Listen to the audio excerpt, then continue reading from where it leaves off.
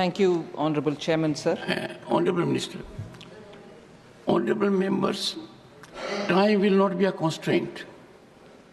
In the Lok Sabha, the debate was fructifying in terms of time as well. I will accommodate as many as speakers who may be keen to contribute. And towards that, we will be increasing the time. I will report that at 2 p.m. today. Thank you. Nirmala Sitharaman. Thank you very much, sir.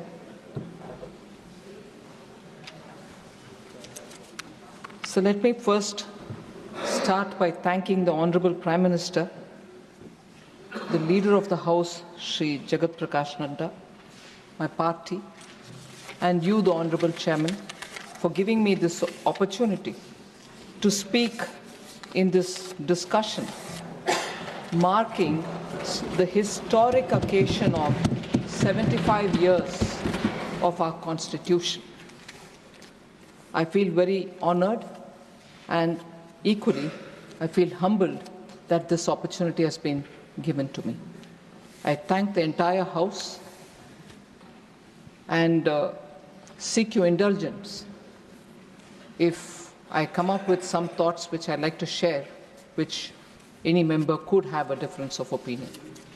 But I start again by paying homage to all the 389 members of the Constituent Assembly, in particular the 15 women who, in less than 3 years together, took up the arduous challenge and prepared in a very challenging environment the Constitution for India, and which has stood the test of time. Until today, we are extremely proud of the way India's democracy is growing. As we mark the 75th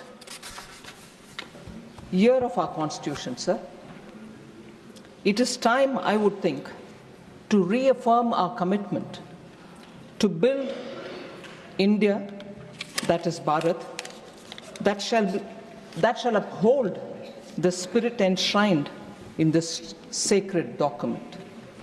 So with those words, I get into telling about the journey that these 75 years have seen of our Indian Constitution, and also to say why India's Constitution and India today stands out in a very separate league of its own.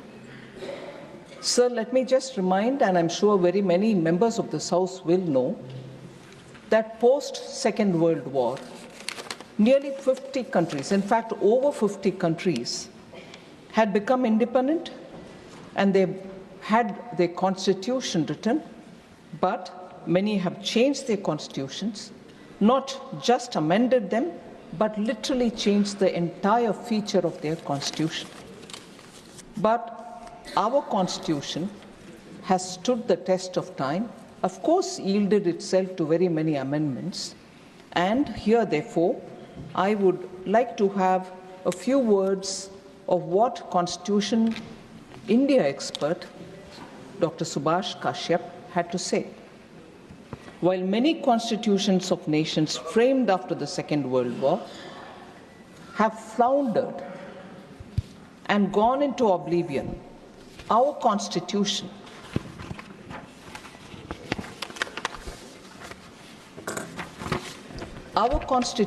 successfully faced many crises and survived. This itself is evidence of its resilience, dynamism, and growth potential. Now, India's experience has shown that our Constitution remains robust, yielding to several amendments, as I said, which were the need of the hour. And Dr. B.R. Ambedkar, the chairman of the drafting committee, had said, and I quote, "I feel, however good a constitution may be, It is sure to turn out bad because those who are called to work it happen to be a bad lot. However, bad a constitution may be, it may turn out to be good if those who are called to work it happen to be a good lot." Unquote. These are words of Dr. B.R. Ambedkar, sir. And in this background, therefore, with those words right afresh in our mind, I'd like to discuss about how in the last 7 decades, the living document that our Constitution is has faced very many amendments. And while looking at those amendments, I like to have a touchstone of 4 different elements. One, has the social intent behind any amendment been genuine? And therefore the outcome has been genuine? That's one test I would like to place any amendment on the testing board. Second, I'd like to see if the economic intent and the economic outcome of any constitutional amendment has actually been bona fide and has the outcome helped the society at large. Third, I'd like to test it on the ground of process adopted for it, for the amendment itself. And fourth, the constitutional spirit behind such an amendment. Now, if an amendment can go through these kind of tests, we'll be able to see why India's constitution, going by the words of Dr. Ambedkar, if you had good people who are called to work on it, give good outcomes. If you have, I'm using Ambedkar's words, sir, bad people who are brought to work on it happen to give such outcomes which are discussed. So if I move to talking about those amendments which have gone through these 4 tests, we'll be able to see how the intent and the outcome are justifiable, and people in the history books do write about them.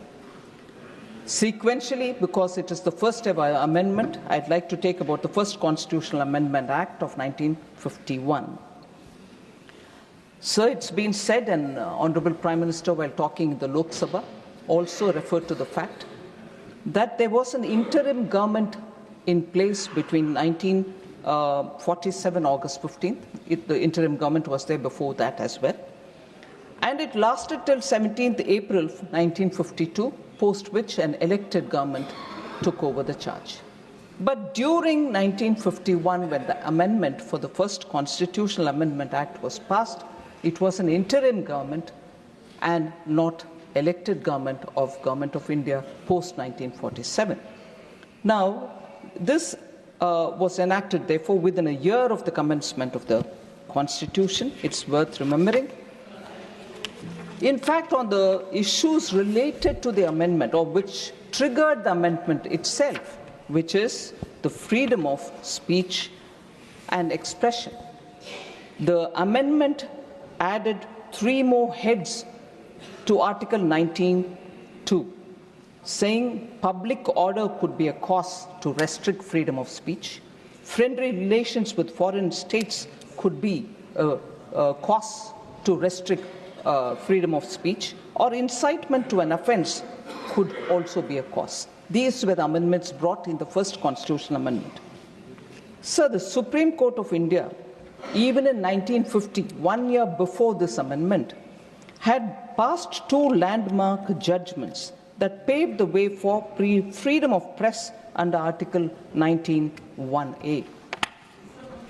The Supreme Court had ruled in favor of the communist magazine Crossroads and the RSS's organizational magazine Organizer. The Supreme Court had ruled in favor of them in 1950. Many high courts also upheld the freedom of expression of our citizens and ruled in their favor. But in response, the interim government thought that there was a need for a first constitutional amendment, and that was brought in by the INC, and it was essentially to curb the freedom. So India, a democratic country, which prides itself even today about freedom of expression, saw the first interim government coming up with a constitutional amendment which was to curb the freedom of speech of Indians. And that is within 1 year of adoption of the Constitution. So, let me say, sir, that is because the first Prime Minister of this country deplored press scrutiny of his government, even as he publicly praised freedom of the press. There was no doubt about it. And he had scrutinized the amending bill himself before approving its introduction in the Parliament. In the Parliament, sir, it didn't go through smoothly at all. The voices which spoke about it, and I will also refer some of the observations made by eminent members, vehemently who opposed it. Sri Shyama Prasad Mukherjee said, you can pass a law, I'm quoting, sir, you can pass a law and say that the entire task of framing, interpreting, and working the Constitution will be left in the hands of Pandit Jawaharlal Nehru, assisted by such people whom he may desire to consult. I would think it was a snide remark, saying, oh, you do it all yourself with the people who you choose to have and not with the approval of the Parliament. That was the extent to which Pandit Shyama Prasad Mukherjee was upset about this amendment. Sir, he also said, you're treating this Constitution as a scrap of paper. You have declared preamble of your Constitution that you have done something unheard of in history, that within so short a period of attainment of freedom, you have trusted the people of this country to draft a Constitution. You have given a charter of rights to them. Now, Dr. Shyama Prasad Mukherjee says, now you come forward and stab them in the back. You're not working for the benefit of the present generation, but for party ends. But for party ends, unquote. Sir Sri Kameshwar Singh, a member of the Constituent Assembly, also had a lot of comments to pass, and he said, I quote, this Parliament, again, is a provisional one, and it cannot be said to be reflecting the will of the people in the way the Constitution wants Parliament to reflect it. For a government or a Parliament of this kind, it is highly improper to make such fundamental changes in the Constitution without making any reference to public opinion, and that too at the fag end of the strenuous parliamentary session and almost on the eve of a general election, unquote. So scathing remarks were made, and despite these remarks, Prime Minister Nehru went ahead with the amendment. Kameshwar Singh again goes about to say, do they not show, I quote, do they not show utter disregard for the Constitution when they attempt to amend it simply because some of the laws have been criticized and found invalid by the judiciary?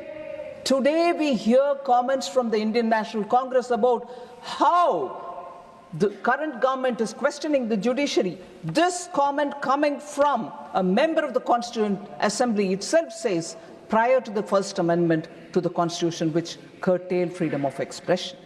The Prime Minister, he furthers, the Prime Minister, I'm constrained to say, that is Sri Kameshwar Singh, the Prime Minister, I'm constrained to say, is creating a bad precedent by sowing the seed of executive despotism,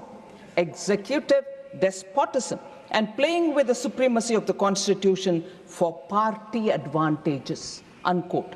So there was no doubt this amendment was more raised for the sake of the party or the Prime Minister and the government's image, rather than assuring what the Constituent Assembly had suggested as the Constitution, which was going to be adopted. An amendment bill was passed, the Press Objectionable Matter Act, on 23rd October 1951. We know, therefore, the amendment, the intent, the four tests that I was talking about: social impact and intent, economic impact and intent, the constitutional spirit and the process adopted for the amendment, all of which are questionable, but nevertheless that amendment was undertaken, and we heard how that amendment till today affects the freedom of speech of this country. Now, it is not as if this 1951 amendment happened all in a sudden.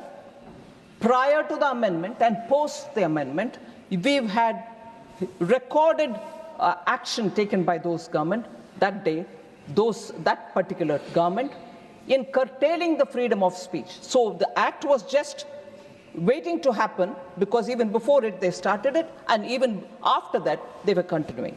What are the examples, sir?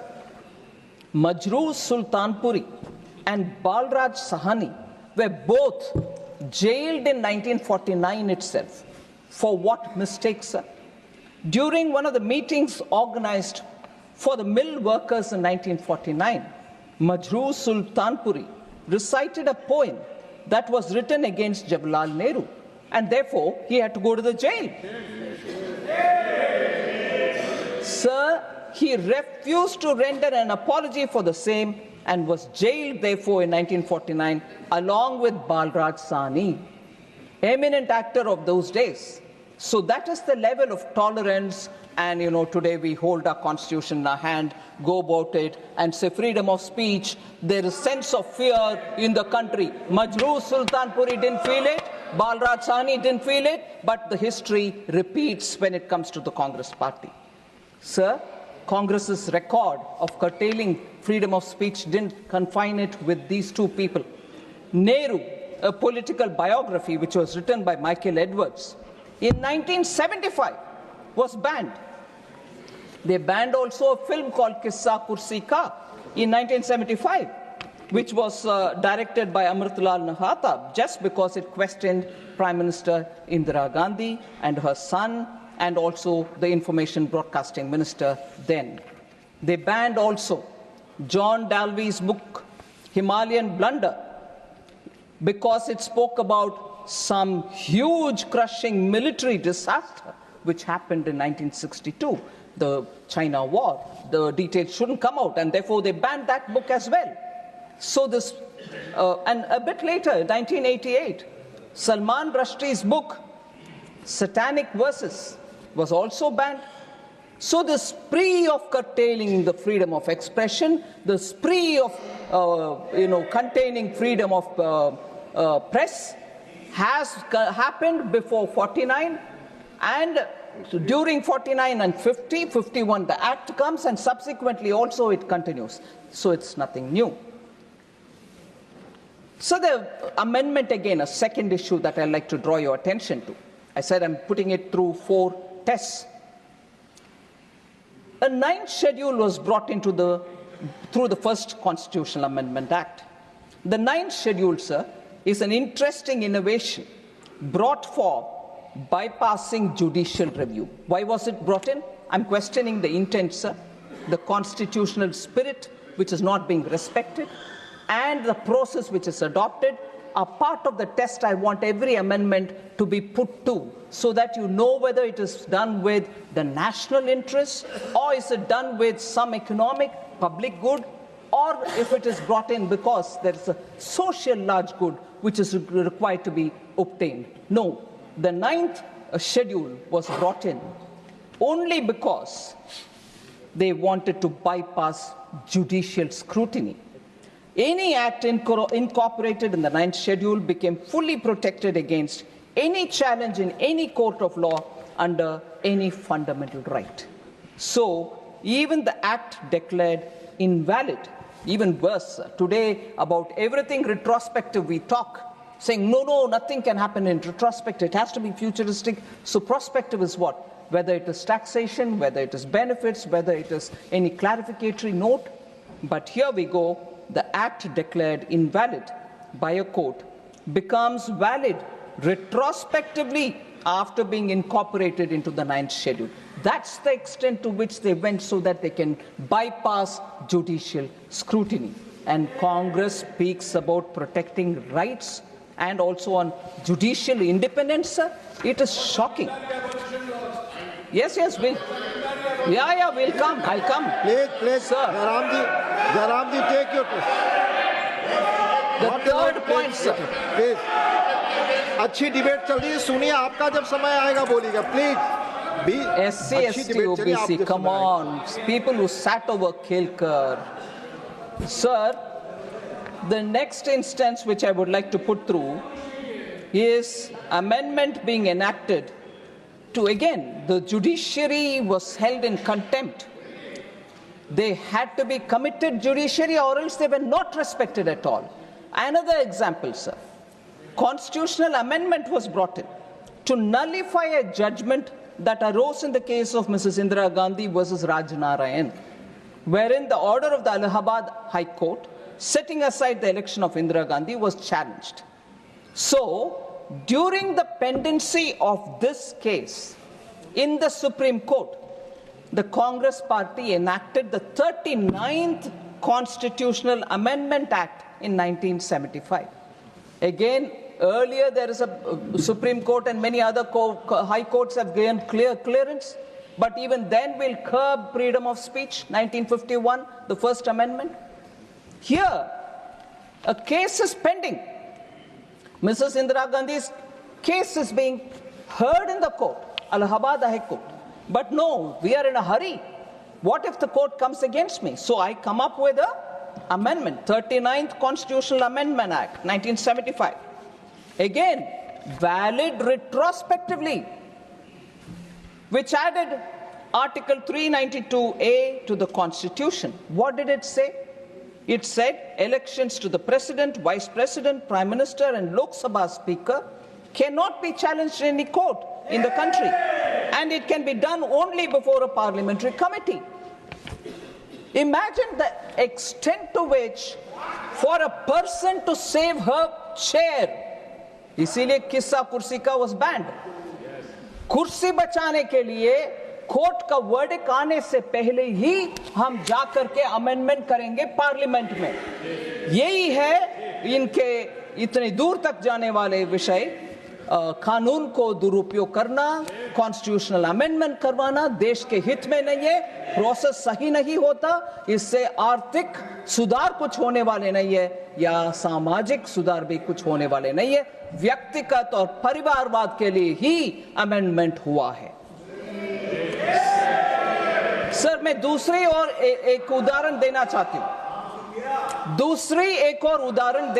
हूं. जिससे सामाजिक सुधार के लिए अगर court से एक order आता है, उसको भी, क्योंकि हमारे राजनीति के लिए वो उचित नहीं है, इसीलिए सामाजिक न्याय दिलाने वाले कोर्ट के आदेश के खिलाफ आकर के अमेंडमेंट कानून को करते हो हाउस में. इससे बढ़िया उदाहरण नहीं मिलेगा सर शाहबानू बेगम केस में, जहां सुप्रीम कोर्ट ने उस महिला को न्याय दिलाने के लिए, एलिमनी देने के लिए, डाइवर्स के बाद जो पैसा मिलना चाहिए वो दिलाने के लिए कोर्ट से जो आदेश आया, the Congress party passed the Muslim women protection of rights on diverse act 1986, which denied, it's very important, it denied Muslim women their right to alimony. सामाजिक न्याय, महिला के लिए न्याय मिलना नहीं चाहिए, चाहे वो कोर्ट में से आता है या कुछ और जगह से आता है, हम कानून से उनको नकार देंगे. महिला सम्मान नारी शक्ति बंधन अधिनियम ले आने वाले हमारे पार्टी इधर है. इस सदन में पहला कानून जो पास हुआ वो reservation for women sir, whereas the small benefit a widowed woman would have, a divorced Muslim woman would have got, was also defeated by this act. The constitutional amendment which the Congress party brought in 1986. So my test again, sir, neither samajik nyay, nor arthik nyay, nor the process, nor the constitutional spirit, nothing of this was respected. And each time the Congress brazenly, only to help the family, the dynasty, kept amending the constitution, and this is how far they went, even if it affects any particular women who desperately needed the benefit. Sir, I'll come again to one more, the emergency, where that one important touchstone, the process, was completely violated. On 18th December 1976, the then President gave his assent to the Constitution 42nd Amendment Act. During the emergency, when the term of the Lok Sabha was extended without proper justification, they invoked the law to say Parliament has to be in session for 5 years, but we needed to have one extra year, so the act was extended. The Lok Sabha term was extended. And in that extended term, when the entire opposition was put to jail, there was nobody there. And entire opposition was in the jail. Then comes constitutional amendment, sir. The process, the touchstone that we need to have, is the process valid? That was a total invalidated process, and therefore I would think this is a blatant abuse which the country majorly agreed on. Sir, only 5 members opposed the bill in the Lok Sabha. There was none in the opposition in the Rajya Sabha to oppose it. Imagine, constitutional amendment being passed, entire opposition in the jail. In the Lok Sabha, only 5 people are there to oppose it, even some coming from their own party. And in the Rajya Sabha, no opposition. But constitutional amendment changing the preamble itself happens. The alteration of the preamble to include socialist and secular highlights the disrespect and disregard the Congress has for constitutional processes, principles, and institutions. Sir, the amendments were not about strengthening democracy, sir, but protecting those in power. Again, the process is used for strengthening the family. Sir, Baba Saheb Ambedkar had argued, and I quote, talking about whether the word secularism, talking about whether the word socialism should be included in the Constitution. Baba Saheb Ambedkar argued, I quote, I do not see, therefore, why the Constitution should tie down the people to live in a particular form and not leave it to the people themselves to decide it for themselves, unquote. And therefore, in the original Constitution, the word socialism was not there, as much as the word secularism. So 21 MPs, all opposition, belonging to all opposition parties, were held in jail. Manya Advani ji, Manya Atal ji were all in jail under Preventive Detention Law, Maintenance of Internal Security Act 1971, the infamous MISA. And I know of political leaders who have chosen to have their children named after MISA to remember those black days. And now they wouldn't even mind having alliance with them. Sir, all these together turned the Constitution into a qualitatively different text from what it was originally as adopted in November 26. So I'd just like to come here for one observation. Opposition member, respected Jairam Rameshji, refers to the work of Granville Austin with a left-handed compliment saying, we read it, but does anyone in the ruling party read it? Sir, and he says, masterly book. Yes, masterly book. He tells the full story of the amendment carried out till 1980. So I'm starting from 51, and I'm also going on that journey, talking about amendments, their purpose, their intent, their process.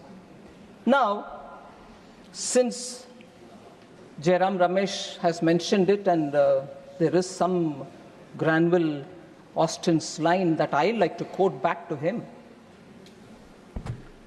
Sir, emergency, 42nd Amendment Act, the landmark Keshwananda Bharati case of 1973, the basic structure, doctrine, whole lot of things. In the words of that masterly Granville Austin, I quote, sir, the important constitutional development of the emergency, other than its very imposition, was the enactment of the 42nd Amendment. Austin says this. And he further says, coming in November 1976, the amendment demonstrates the progression of the Prime Minister, referring to Mrs. Indira Gandhi. I really quote again. Coming in November 76, the amendment demonstrates the progression of the Prime Minister and her government from having near absolute power without a coherent program, other than the protection of her prime ministry to power expressed through fundamental constitutional change. So, unquote. Exactly the point that I'm putting forth about emergency, the way in which 42nd Amendment passed through, how opposition leaders were all in the jail, not one person to oppose in the Rajya Sabha, in the Lok Sabha, just 5 of them speaking against it. When Granville Austin has said this, poor Jairam Ramesh did not mind quoting something else from Austin, but ignored this. Point proves. So the selective. Please आप बैठ जाएं. माननीय शक्ति सिंह जी, आप जगह लें please.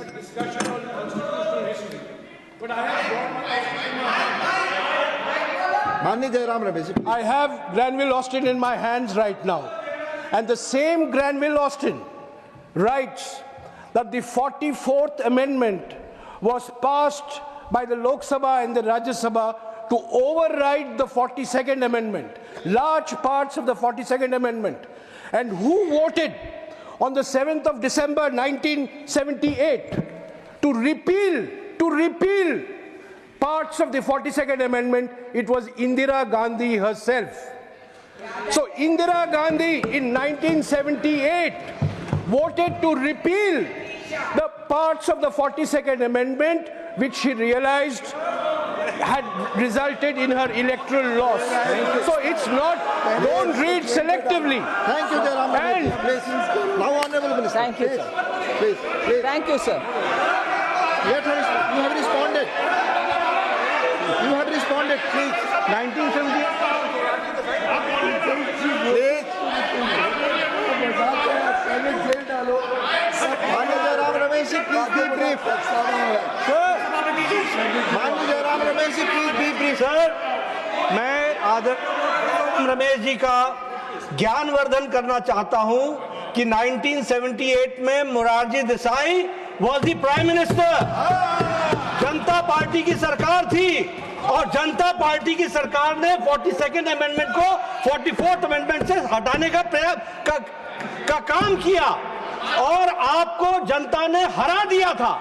Shrimati Indira Gandhi was no more the prime minister, and when she was the prime minister, तब उन्होंने हर तरीके से प्रजातंत्र को रोकने का, गला घोटने का काम श्रीमती गांधी ने किया था. माननीय जयराम जी, प्लीज. मुझे सुना नहीं, मुझे ठीक तरीके से उन्होंने सुना नहीं. मैंने कहा था 44th अमेंडमेंट आया 1978 में. मोरारजी भाई प्रधानमंत्री थे और 6 दिसंबर 1978 में लोकसभा में इंदिरा गांधी जी ने वोट किया 44th अमेंडमेंट के लिए. यही तो मैंने कहा था. Honourable minister, please. माननीय मंत्री जी, सिर्फ माननीय मंत्री जी की बात रिकॉर्ड पे जाएगी, please. Thank you very much, sir, and I fully accept Jairam Ramesh's observation. Obviously, Leader of the House was right in saying Morarji Desai was the Prime Minister, and during the voting, Srimati Indira Gandhi had said that, and she supported the changes in the changes to the 42nd Amendment. Very well. But the idea that I have right from the beginning said. Yes, Der Aya Durustaya is what the Hindi language gives me. But the fact remains, and I'm glad that she changed her mind. It was such an improper thing to do during an extended tenure of the parliament. And an improper thing, even worse to do, putting the opposition and then seeking a constitutional amendment. So at least in 78, after a massive defeat, which of course later she overturned and won the election and came, that's a process, that's the electoral process. That is the electoral process. And electoral process does teach lessons. Does teach lessons, and Srimati Indira Gandhi learned that lesson. I want to say this to the Congress party today. Srimati Indira Gandhi learned the lesson, and I'm happy Jairam Ramesh says that she stood up to support the amendment Morarji Desai and his government was bringing. But today's Congress, sir, I'll come to that. Sir, today's Congress is the matter that we need to talk about. But before that, sir, the eminent person who became speaker later on, Sri Mavlankarji, also said some things. These are words which we need to have a recall, because it's important for all of us sitting in this august house to know what the opinions were, and then take the next 75, next 200, next 500 years forward of this constitution. Mavlankar says, sir, and I quote, "This particular bill brings an almost qualitative change in our constitution structure. The tragedy of the situation is that by this amendment bill, the citizens, the courts of law, the states, the president, and indeed even this House of Parliament are all sought to be denigrated, and only the union executive is sought to be made to thrive, grab, and aggrandize." Unquote. So if that one amendment has brought in such thinking individual to say such harsh words, it needs retrospection. We should never repeat such, great follies, in which we took the Constitution for granted. People rejected such people, and lessons have to be learned. So, sir, I'd like to again say, when I soon would want to speak about what's the attitude of Congress today, I'd like to come to one line of an eminent person which was said during the 42nd Amendment debate. He was no less than later on Chief Minister, or prior to that also, and a minister. But as a Congress MP, Sri C.M. Stephen, an eminent congressman. Yes. Yes, it might be useful to remember that also. I'll read the quote. It might be useful further. Sir C.M. Stephen, as a Congress MP at that time, says, during the debate of 42nd Amendment, which had so many implications. So it brings me the shivers to read this line, but I'm reading it because we should know how we speak. Quote, sir, I quote, "Now, the power of this Parliament, through the 42nd Amendment that is declared to be out of bounds for any court." Shame. He says this. Now, the power of this Parliament is declared to be out of bounds for any court. It is left to the courts whether they should defy it. He continues, "I do not know whether they will have the temerity to do that. But if they do, that will be a bad day for the judiciary. The committee of the House is sitting with regard to the inquiry into the conduct of judges. We have got our methods, our machinery." Unquote. Sir, imagine if today one of our MPs would say, anywhere, would say this and say the temerity of the judges, the courts, but no, what we hear from Congress today, oh, you are undermining institutions, you have no respect to the Constitution, you that, you this. Look at this one statement, sir.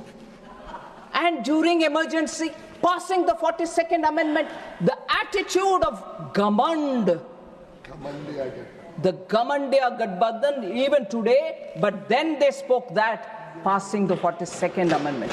The people of India didn't forgive this, and that's why they lost miserably. When she conceded to change the amendment, no? Sir, all right, don't beg for concessions like that. All right? Sir, what is today's INC, sir? In the budget session 2022, मैं ये गमंड बदला नहीं है, कम नहीं हुआ, उसको साबित करना चाहती हूं. Budget session 2022, sir. I'm not taking the name of the Congress leader who's not in this house, but I'm sure this statement will obviously ring a bell to everybody. The judiciary, I quote, the judiciary, the election commission, Pegasus, these are all instruments of destroying the voice of the Union of States, unquote. You heard CM Stephen then? And you just see the statements which are coming. Committed judiciary is what they wanted. The contempt for the judiciary and the constitutional bodies is not new now. And that term was used by one eminent congressman. And that eminent congressman, I'll take his name, sir, because I have to quote him, Sri Mohan Kumar Mangla. He had said that the government will appoint chief justices based on the government's assessment of their philosophy and outlook, telling the parliament in 1973, I quote, certainly, we as a government have a duty to take into consideration, I'm putting it in brackets. Certainly, we as a government have a duty to take the philosophy, the outlook of the judge in coming to the conclusion whether he should or should not lead the Supreme Court at this time. I repeat this quote, sir. Certainly, we as a government have a duty to take the philosophy and the outlook of the judge in coming to the conclusion whether he should or should not lead the Supreme Court at this time, unquote.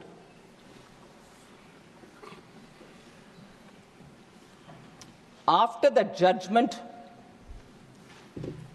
on Keshwanand Bharati case, sir, you're an eminent senior who became a senior advocate at a very young age, and I stand before you talking small things about judiciary. Pardon me if I have any, oversight which has not worked well. A day after the historic judgment in April 25, 1973, in the Keshwanand Bharati case, in which the majority declared that the parliament cannot alter or abridge the basic structure of the constitution, Srimati Indira Gandhi was furious with the judgment because it constricted the party's plan to bring in major amendments. So the three judges, this is what I want to highlight, committed judiciary. If they are not there, we'll do what we want. So the three judges were accorded swift punishment via suppression on April 26, and Justice A.N. Ray, who did not subscribe to the majority decision, was elevated. After Ray retired in 77, again, Srimati Indira Gandhi government gave superseded the senior most candidate, Justice Hansraj Khanna, to appoint Justice Mirza Hamidullah Beg as the Chief Justice. So it is really sad that the test that I'm putting each one of these amendments, whether they was in line with the constitutional spirit, whether it was the process was followed, whether the large economic good was considered, or social good was considered as an objective, none of them meet that. The OBC Commission is something which I want to in contrast mention. How our intent, Prime Minister Modi was clear. The OBC Commission will have to be set up, and constitutional amendments have to empower communities and not put them at a disadvantage. But therefore, the 102nd Constitutional Amendment Act was brought in 2018 and inserted Article 338B. But what's the contrast, sir, with the Congress? In 1950, Kaka Kalekar Commission was formed, but Congress prevented its report from being published. Dr. Ambedkar was of the view that Pandit Nehru was not concerned about the welfare, was not concerned enough about the welfare of the SCs. I quote Baba Saheb Ambedkar, "From the very first election, we have been fighting against the Congress because it is unnecessarily interfering with our rights. Just see the leader of the Congress party, Pandit Nehru. He has delivered 2,000 speeches during the last 20 years, but he has never spoken about the welfare of scheduled castes even once." This is Baba Saheb Ambedkar's words. So, from this, he further says, from this you can judge what sympathy the Congress party can have for our people when its leader is so much adamant. Unquote. Sir, this is said several times, but it's worth saying now. Congress did not even allow Baba Saheb's photo to be installed in the central hall of the old Parliament House for decades. He was, of course, denied Bharat Ratna. Similarly, the Mandal Commission was created to provide reservation for backward classes. But Mrs. Indira Gandhi or even Sri Rajiv Gandhi opposed it, delaying 27% reservation for the OBCs in central institutions. So we are the ones who brought it in, not the Congress. One more interest.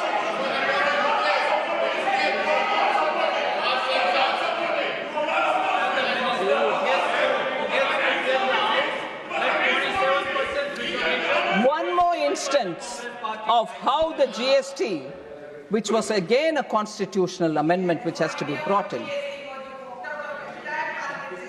Sir, GST related constitutional provisions has never been encouraged prior to its bringing by Prime Minister Modi in 2017. Sir, this started very quickly to trace the timeline, sir. Sri Atal Bihari Vajpayee was the first to suggest during the NDA rule in 2000 to get going with the GST. However, the sincere efforts that he made could not realize or could not see the light of the day. And the 10 years after his tenure, led by the UPA, did not much do to get it on board.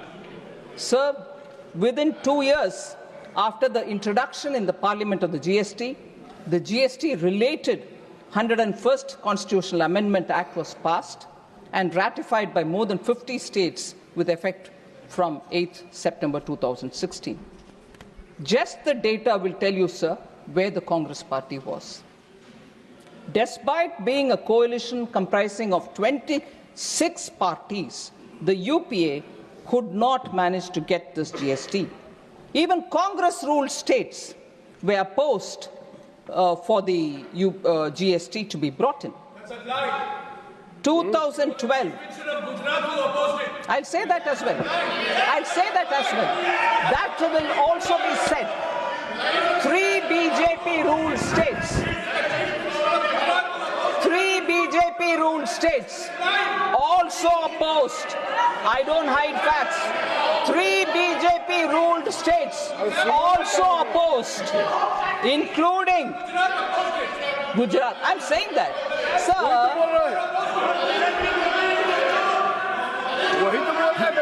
I'm saying it, sir. I'm saying it myself that Gujarat opposed it. I'm saying it myself. अरे नंबूत्री बात government को save नहीं कर पाया कांग्रेस से, आप क्या खड़े हो रहे हो? कम्युनिस्ट है, बैठ जाओ. Sir, 3 non-BJP ruled states, sir. So I don't. 3 non-BJP ruled states. I said about Gujarat, now I'm saying non-BJP ruled states, including Congress-ruled Maharashtra, opposed provisions of the UPA's GST. So if they want to first shout about Gujarat, I'm saying it myself. But please do shout about Maharashtra as well. No, they want to pretend they were all ready. They were not ready. Sir, Congress-led ruling UDF government, all right, in Kerala voiced severe concerns. Okay, sir, left front opposes, UDF opposes, Congress is part of the UDF, but no, they will never say that. One Gujarat is what they want to say. And I'll tell you why Gujarat had to oppose also. So, they could not bring the GST amendment. When we bring it, this is how they would like to shout about it. But I'm sorry, I'm not lying, sir. I'm sorry. I will have to demand a written apology from Shri Jairam Ramesh for accusing me of lying, which I never do. And whether it is parliamentary or unparliamentary, first of all, sir, the chair, I trust you will take care of that. But accusing me of lying is now very clear, runs in the Congress blood. Somebody had to go to the court to say sorry.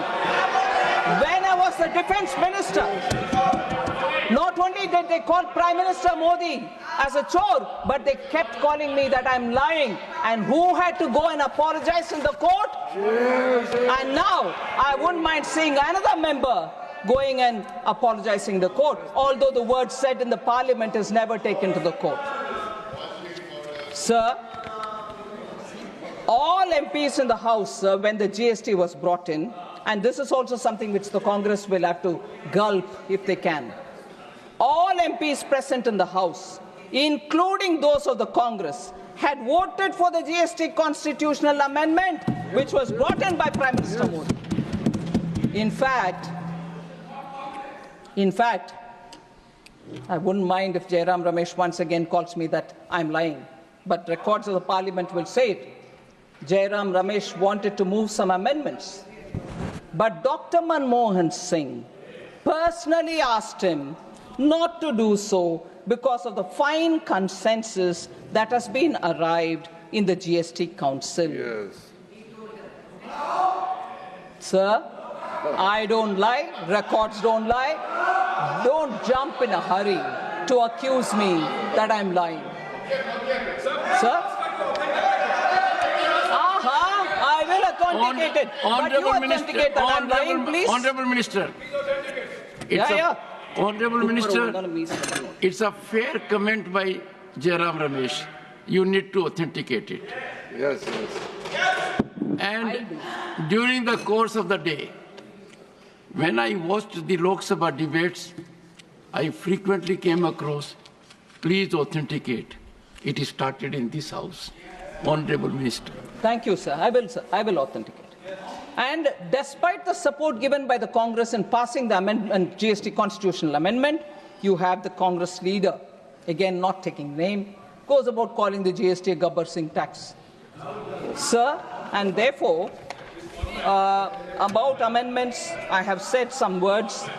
Now I just want to highlight... Honorable Minister, but if some Gabbar Singh comes and files a suit then?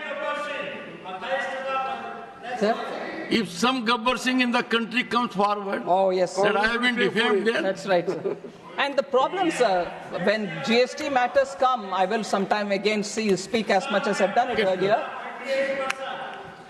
Congress ministers are sitting and arguing about rates, sir, that they will not know. The GST Council, Congress finance ministers are also sitting and talking about it. So we are marking the Constitution 75th year.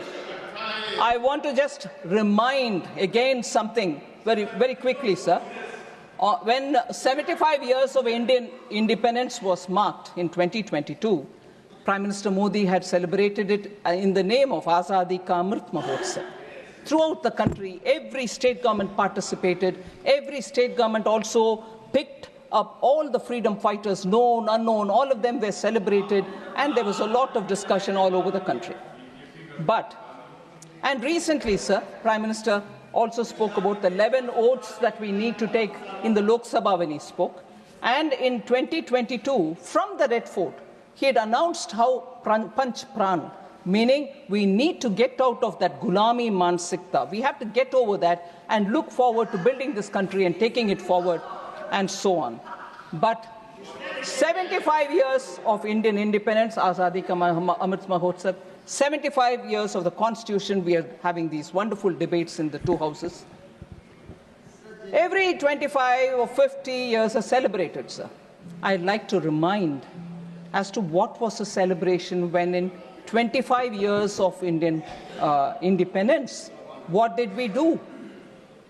So I'm contrasting this.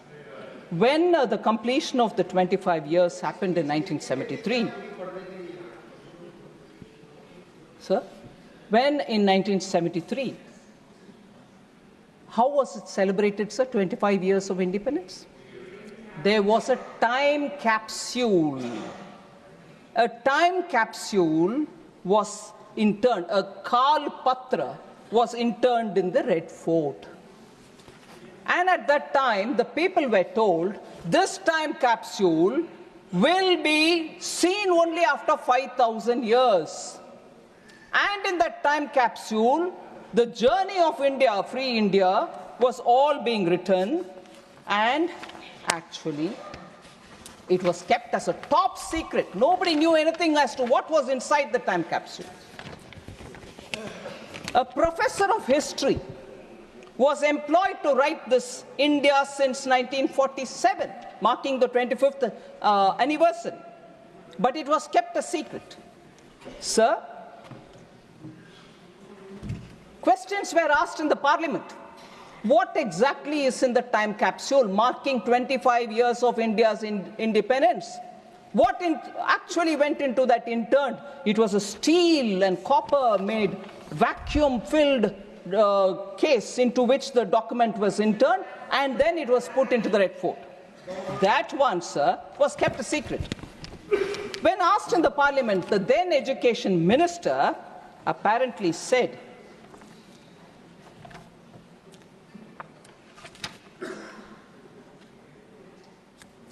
and I'm reading from the book published by an eminent parliamentarian, Ira Sejian. He puts in his book as to what was the reply given by the education minister then. And I quote, before that, the education minister expressed his inability to disclose the said document. What's the document which is in it? No, I can't disclose. And what did he say? I quote, within the limitations of its compass, it was designed to preserve an authentic record of our time for posterity. Having regard to this concept, the question of contemporaneous publications or laying the text of the document on the table of the House does not arise, unquote. The education minister, while he put the time capsule to be preserved for 5,000 years, does not allow the parliament to know what was inside it. That is 1973, 2 years before the emergency was brought. This kind of an operation in stealth happened, marking 25 years of India's independence, and the parliament should not be informed. That was the line the education minister gives. Even worse, sir, I just want to highlight what was said about Sri Atal Bihari Vajpayee in that capsule content. I'd like to say, and I quote from the book, sir, the BJP of Atal Bihari Vajpayee is described as, says the author, and I quote, Jan Sangh People's Party is a militant orthodox Hindu party opposing the concept of secular state, unquote. This is what is being said about Atal Bihari Vajpayee in the capsule, about which they don't say in the House. They didn't say it in the House. Even worse, sir, if that is the record for first 25 years of independent India, which has to be preserved for 5,000 years, look at what has been said. C. Rajagopalachari, there was no reference. There was no reference to C. Rajagopalachari, the first Governor General of this country. To the President of India, Dr. Rajendra Prasad, had no mention in that content. Dr. Radhakrishnan, Zakir Hussain, and to the Prime Minister Lal Bahadur Shastri, who, though short in physical stature, was tall in political stature, who went all the way to Tashkent as a pilgrim of peace to establish harmony in this part of the world. Don't you think this author, who's a parliamentarian, asks, don't you think that such names deserve to be inscribed in the historical document of our country during the period of the first quarter century of Indian independence, unquote.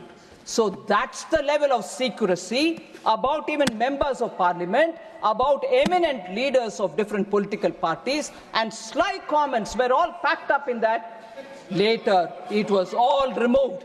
So that is the nature of Congress party, sir. I want to highlight that fact. Sir, the names missed out is something which shocks the country, but that was the level to which the party went in the arrogance with which they were trying to rule. So the Constitution and the misuse is what I'm talking about here. Sir, one more thing, again, on the economic impact of such amendments which they bring in. It's a test for every one of us, whether it is one amendment today or another amendment tomorrow. Does it have an economic intent for the larger economic good, social intent, process, constitutional spirit? Let's see. Let's test each one of our acts, the amendments that we bring in, and then decide whether what we are doing is right. Sir, the Soviet model, which the Congress party copied under Prime Minister Nehru, continued with Indira Gandhi, was a model which did not do any good to this country, sir. C. Rajagopalachari, the socialism, that socialism was refashioned as Mahal Nobis model. The central command and control structure, the license, quota, Raj, were all part of this. And in that, C. Rajagopalachari writes, sir, to the Prime Minister. He says, in an open letter, he says, Nehru came to Madras on Tuesday with all the paraphernalia of Prime Minister of India and attempted to, in a speech, talk about Rajagopalachari and his principles. But here, in Swarajya magazine, he publishes it in 1962, February 17, and I quote from that article. I want an India clear of the atmosphere of fear in which it is now enveloped, 62, where honest men engaged in difficult tasks of production or trade can carry on their occupation without fear of ruin at the hands of officials, ministers, and party bosses. He says that, I want an India where talent and energy can find scope for play without having to cringe and obtain special individual permission from officials and ministers, and where their efforts will be judged by the open market of India. And so on. He goes on, sir. I want the corruption of this permit license Raj to go. He says that. So a member who was part of the Congress party himself writes to Pandit Nehru saying this cannot go on, your socialism is ruining this country, the license permit Raj could not continue because you are leading to corruption. Sir, periodically Congress questions, hey, BJP, RSS, Janata, what was your role during the freedom movement? We all know it and we've said it, but I want to ask the Congress, what is your role in the Arctic, India's economic freedom? What is India's economic growth? What is your effort in building economic strength of India? No wonder when we in 21 in our budget, if that is not true, sir, why in 1980 onwards the Congress party itself wants to dump license quota Raj, 91 they want to reform, and then take the claim for it saying we are the ones we reformed. You didn't have to reform if it was so good. It was damaging the Indian economy, and socialism was therefore brought into the Constitution's preamble through the 42nd Act, only to Amendment Act, only to prove that they are doing right thing. Although that was not needed at all, because the directive principle of state policy has enough and more And that is where I want to bring this one particular important observation, sir. The Nehru Development Model, written by Arvind Panagaria. Latest book.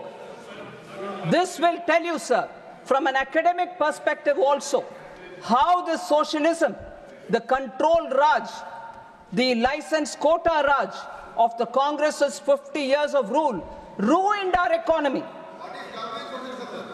Though the country did come to terms with its mistake and changed course in 1991, by then it had lost 4 precious decades. Moreover, the history built over these decades continued to haunt its development efforts even after the change of course. For one thing, the base income remained low. Given that the opportunity to grow rapidly had been missed in early decades. Therefore, even an acceleration in growth to 7 to 8% range on a sustained basis could not deliver genuine prosperity for another few decades. Moreover, 4 decades of patronage of socialist ideas and policies came to hardwire Indian politicians, bureaucrats, intellectuals, and even business people in ways that made a swift march to a market economy politically challenging. That's the reality of the policy of the Congress party, which they themselves came, we've reformed the country. They baggaged the country in 50 years, and later they wanted to claim that they are reforming and bringing prosperity to this country, which is not true. So therefore, sir, when Prime Minister Modi gives a call that Arthik, first of all, sir, with all this socialism, 42nd Amendment to changing the preamble, the much promised Garibi Hatao has not delivered by them. If it's not been delivered by them, what did that socialism do to us? So when Prime Minister Modi says Vikasit Bharat 2047, we all should have to work together to make sure that that is done with all of our responsibilities intact, and such changes to the constitution which they brought, which has only brought in decay for the Indian economy. I will not get into the details. Another paper from 2009, sir. Cato Institute Center for Global Liberty and Prosperity. Yeah, we are discussing the constitution and the mistakes done by the Congress party, as a result of which the Indian economy is suffering, sir. Socialism kills. The human cost of delayed economic reform in India, sir. I'll authenticate this and give it to you to show how Congress party's attempts have only weakened the Indian economy. Sir, we changed that by clearly saying that the budget will now very clearly focus on the Indian economy, and as a result of which we will see a lot of economic growth. I'm not getting into the detail of the budget speech 2021, sir, paragraph 86. Those interested can see the thing. Sir, I'll come to this point about the Constituent Assembly, financial inclusion, economic justice. That is why I argued first, saying this declaration in the preamble, bringing socialism, was not warranted at all. There's enough and more said in the directive principle of states policy. Directive principle of state policy is adequate for us to do all the social, economic justice related activity. But no, the Congress party was doing it for their political agenda rather than for the larger good.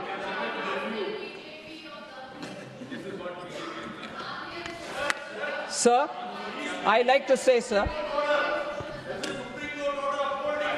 Ambedkar, sir, Dr. Ambedkar says on 19th November 1948, our objective in framing the Constitution is really twofold. Ambedkar says, sir, to lay down the form of political democracy, to lay down that our ideal is economic democracy, and also to prescribe that every government, whatever is in power, shall strive to bring about economic democracy.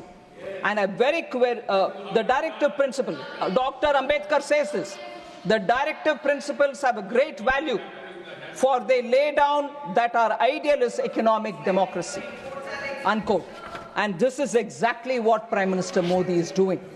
54 crore citizens who once had no means are now being given extraordinary connection to banking. The Janata Yojana, principles guiding our democracy, equity, justice and opportunity. 50 crore mudra loans. 50 crore mudra loan accounts have created the pathway for micro entrepreneurs, street vendors and so on. Sir, Article 38 of the directive principle says the state shall strive to promote the welfare of the people by securing and protecting social order, by ensuring socio-economic political justice, and by minimizing inequalities in income, status, facilities, and opportunities. Article 39 also says very similar about adequate means of livelihood and ownership control.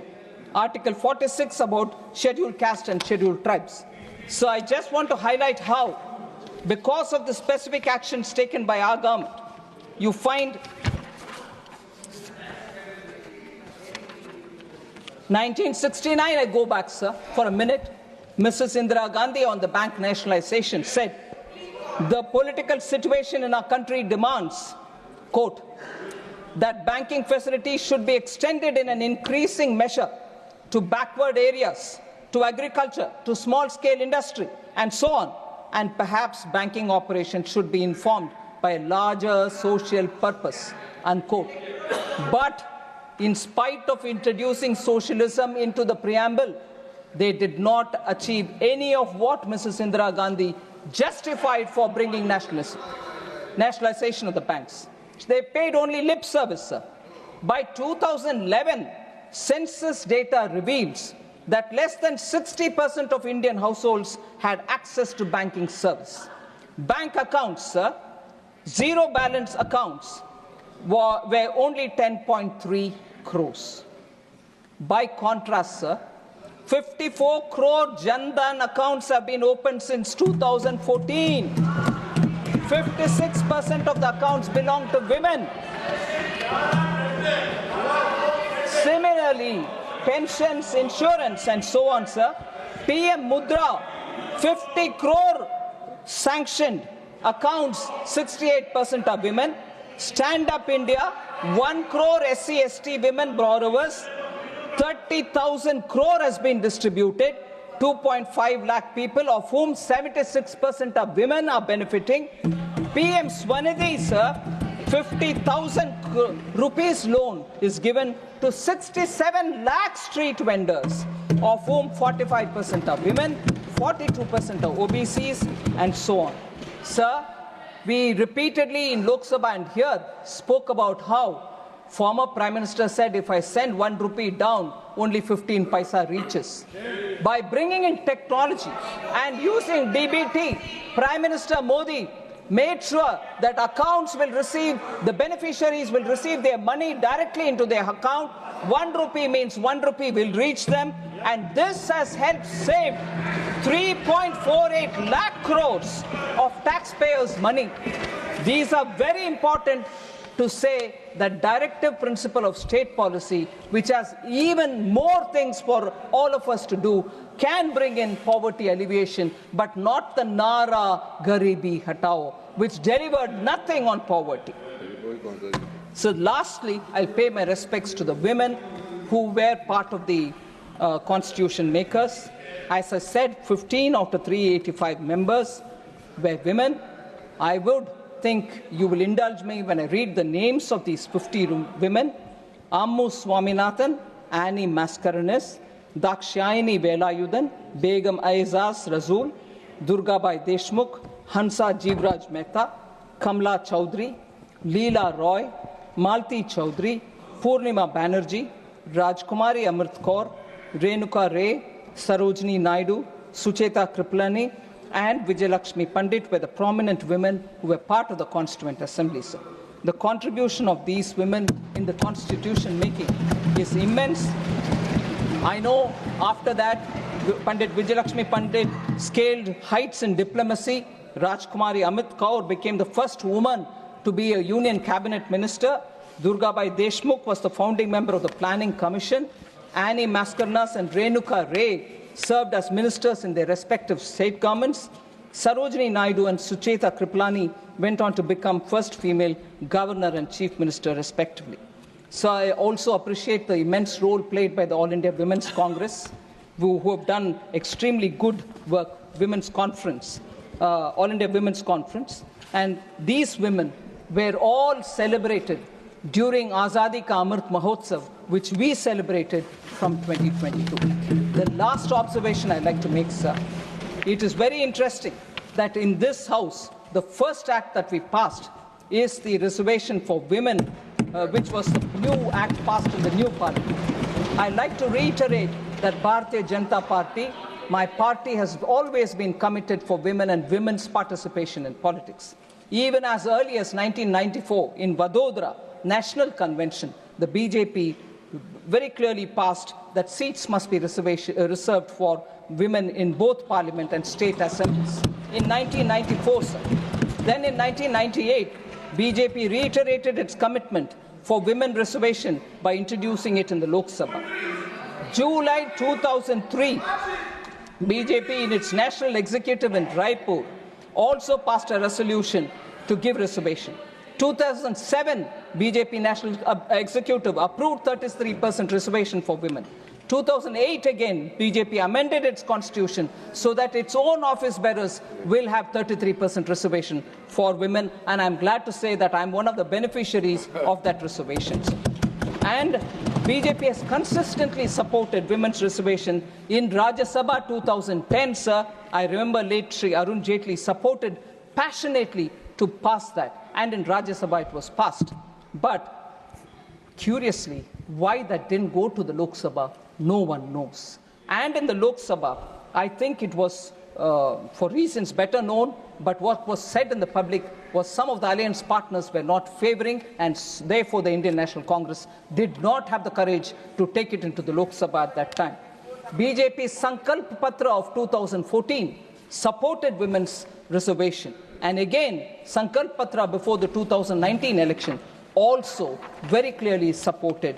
But I want to highlight the fact, sir, that in 84-89, Shri Rajiv Gandhi had 426 members in the Lok Sabha and 159 members in the Rajya Sabha. They did not have the conviction to pass the women's reservation bill at that time. Very clearly, they have been anti-women always. Shah Banu case is a very clear example. Sir, I would highlight the fact that although the credit is being taken for the Panchayat Reservation Act by Shri Rahul Gandhi and the dynasty, it was not him. It was P.V. Narasimha Rao who brought it and passed it on. But even then, it was only a lip service because no financial powers were given. Now, Honorable H.D. Deve Gowda ji, who former Prime Minister, is not here, but in 1996, there was during his time, the reservation bill was brought in. Nothing was supported by Congress at that time. Atal Bihari Vajpayee ji in 98, in 99, in 2002, 2003 brought it. No, the Congress wouldn't support. But the Congress's memory is very weak that they didn't support any of the bill all the time, whether it was Deve Gowda ji or whether it was Atal Bihari Vajpayee ji. And then in 2008, even Dr. Manmohan Singh faltered. They managed to pass it in Rajya Sabha, which I said a minute ago, but did not go to the Lok Sabha for fear of their alliance partners threatening to walk out of the alliance, and they didn't want to lose power, but they wanted to save their kursi only, and therefore did not do justice to the women. Whereas Prime Minister Modi and BJP, from the beginning, stood by women, made the first change in the party, and brought the reservation bill here. And therefore, if anybody is committed to the Constitution, it is BJP, Prime Minister Modi, and this government. And therefore, people who are walking with a book in their hand, Constitution, sometimes not knowing that inside there are Kora Kagas, nothing printed. They're not even opening it to see whether it is there. But they're walking around with this book, should know that they are the ones who repeatedly have failed the cause of the Constitution of India. Thank you very much.